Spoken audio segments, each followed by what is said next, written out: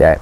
Hello, folks. Welcome to OTD, also known as On the Deck, where you can get all the sports you need in 10 minutes. My name is Adam Orduna. This is my mom, Gina. He is the journalist. And she's the enthusiast. Yes, I'm enthusiastic. Yes. You know why? Because it's really nice out here on our deck. It's really Where the margaritas nice. at? I know. We need to get a couple cocktails out here. Yes, we do. It's amazing. We need to get the music flowing. That's right. Because we're having a great time today here on the show, and we want to say thank you for joining us. Today, we are going to be talking about college football. We have the new rankings that came out on Tuesday, and so we've got to give you an update. Yeah, Tuesday was a big day. Tuesday was a huge day for college football. Exactly. Nothing else happened on Tuesday. Nothing. Nothing to see here, folks. Nothing happened on Tuesday, but college football rankings. Hey, you know why that's true? Ask Nick Saban. Yes. He said nothing happened. What happened Tuesday? Right, yeah, well, he didn't even know what was. He didn't even know what was going on. Yeah, exactly. And I follow Nick Saban, so there you go. Exactly. So we want to talk about them. We're going to list the top 10, and then we'll talk about the top 4, and then there's a couple scenarios that we kind of want to bring up at this point in time. Who might end up in the Final Four. Exactly. And so let's just go right into it right now, okay? So our top 10 this week, we have Penn State at 10, Auburn at 9, A&M, Texas A&M at 8, Wisconsin at 7, Louisville at 6. We have Ohio State at 5. Then we have Washington at 4, and then we have Michigan at 3, Clemson at 2, and Alabama at 1. What? So Alabama's number 1? What? Yes, exactly. What? Roll Tide is number 1? Yes. So Alabama number 1. Why do we even have rankings? I mean, at this point in time, it's just to make sure that there's some type of order within the schools. All right. We do have a couple one-loss teams. There's not that many undefeateds left in the top 10. Well, the top 4 are the undefeated right now. Right, exactly. Right. So can we start talking about number 10? Yes. Penn State. Penn State, yes. James Franklin. If you guys go back and watch a few episodes ago when we were doing our college football preview and we were talking about each of the Power 5 conferences, one of my sleeper teams was Penn State out of the Big Ten. James Franklin is one of these young, dynamic Thundercat coaches. He reminds me of Shaka Smart. I know Shaka coaches basketball, Great but coach. It's that same type of thing. Really light-skinned brother. You know, okay, I'm joking. That has nothing to do with it, but it's that kind of, it's the Dabo Sweeney thing, where you have that swagger. I'm young, I'm hungry, I've got nothing to lose and everything to gain. Let's go get it. And Penn State went from that horrible scandal to being, you know, darn near getting the death penalty, to having all the NCAA violations and restrictions against them, to being a top 10 team. And I believe, and this James Franklin was second year, third year? This will be his third year. This is his third season. Think about that. I called them a sleeper team. They are a sleeper team, and I'm happy they're ranked in the top 10 right now. Yes, to piggyback off that, I also picked them. They are a great team. They've been building a lot of confidence.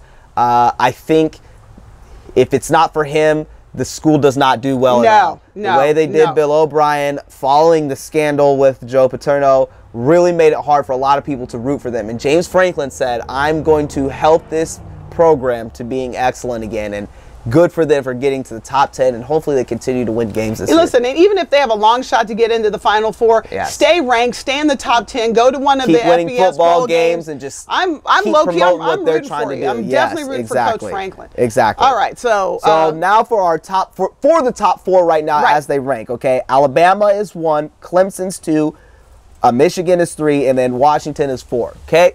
And then some have it flipped with A&M still kind of hanging around talking in that conversation as well. I don't understand. I don't understand it either. I love Kevin Sumlin, but come on. But they are on that bubble right there with Washington. But with us, Washington is 4, undefeated. So that's the top 4 right now. What are your thoughts on those schools? Alabama, Clemson, UW, and Michigan. Those are great schools right there. Well, let me say the same thing for Michigan. The Big Ten has something going for it, and I'll tell you what it is. It's coaching and coaches. They have big dynamic personalities in the coaching staff, in the coaching ranks in the Big Ten.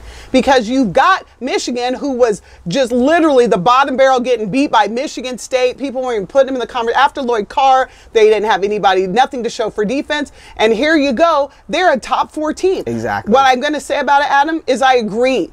Thank you, finally. I did not understand why A&M was ranked last week. Thank goodness they're out, and they're actually not even number 5. I know a few people still making the argument for him, and I love Kevin Sumlin, but this is right. The only team in there that I feel is shaky, and this might be a surprise, is Clemson. people are saying, oh, UW still has to play USC and they still have to play Wash U, which is a big interstate rival. If you've been watching Washington University, the Huskies, there's nothing to discuss. They are offensively sound and defensively, they are going to shut you out. They are killing quarterbacks right now. They belong there. Clemson, to me, is a team that has been winning in the ACC, which, you know, yes, sort of, but they're not winning with authority. They are not, I'm not saying you have to blow people out. A win is a win, but it's this kind of like, oh, we tripped into the win kind of winning right now. It seems to be a lot more fate, miracle type games. Exactly. Then, of course, you go talk about Michigan, there's nothing to say. I mean, Jim Harbaugh has that team ready to go. I think they will contend. I think the Big Ten championship game is going to be great. Yes. But they have to also, they still have to play Ohio State. That's going to be a great way. But Alabama, I understand we're doing a playoff. If you ask me, just give them the trophy. I'm just giving the trophy. I'm just hoping at this point, whoever plays them gives us a good game. I don't want to have to turn it off at halftime. Right. The nacho dip gets cold before before we can even get into the game real good. Well, and I think that's the big thing right now for a lot of these teams. They want to see people actually compete with Alabama. Now, this is the thing that makes Alabama interesting, is that they are winning right now with a true freshman quarterback. And now, he's nasty too. Anyone could be like, well, you can plug anyone in that system and they'll do well. And it's like, yeah, you could maybe say that, but he still has to do what he has to do, which is run the offense, take care of the football, make good decisions. And he's done that. And then be a playmaker when the time is called for him to do that. And he has done that this year. I believe the young man's name is Jalen Hurts. He's a true freshman out of Houston, or not Houston, but out of Texas. And he has done very well. That it was a 10-3 win in LSU. And there was that last scramble in the game that he put the team on his back there and scored. And that's what separated. That's what won the game. And so it's one of those things where it's like Alabama has their own things that they have to handle as well as the rest of the country. But within themselves, they look so good that people are just like, ah, man, how can we beat them? Well, don't you think at this point in the season, nobody's a freshman anymore? Absolutely. You know what I mean? For your first 100%. game, your first 2 games, oh, you're a true freshman. Yeah. His last game was in the state playoffs in high school. At this point in the season, you're not a freshman. You are a seasoned quarterback. Correct. You are a vet. You have gone through the gauntlet. You have played Ole Miss. You have played LSU at LSU. You forget the freshmen. All the signals. You've seen the signals. You've seen the calls. Coverages. You've seen the blitzes. You've seen the coverages. You fought back from a really tough game.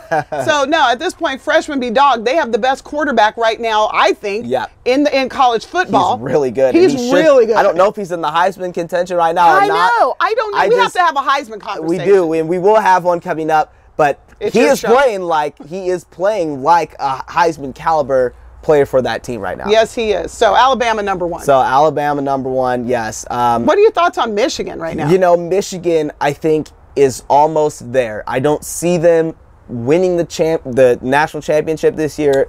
I could see them maybe playing, if it worked out, where they beat Ohio State and win the Big Ten. Maybe they could play their way into the national championship. I still don't know if they're ready quite yet. I think they may be one more year away. There's still a lot of young talent, and Jim Harbaugh is still getting his fingerprints all over that program, and so I think he's done a phenomenal job. Oh my gosh. As far as just the time frame that he's been there. I think that's what programs expect nowadays are, even if you're not climbing up in trees like he was, they want their teams to win within the first 3 years. You have to be bowl eligible, winning your conference, and potentially playing for a national championship.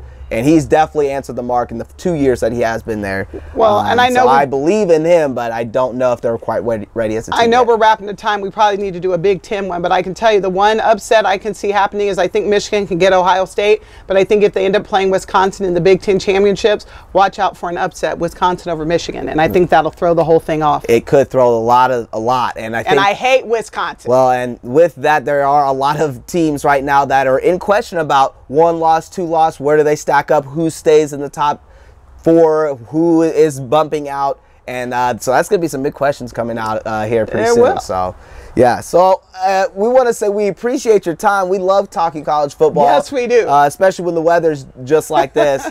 We enjoy ourselves. And so we want to say thank you for tuning in and joining us today. And we'll see you next time, folks.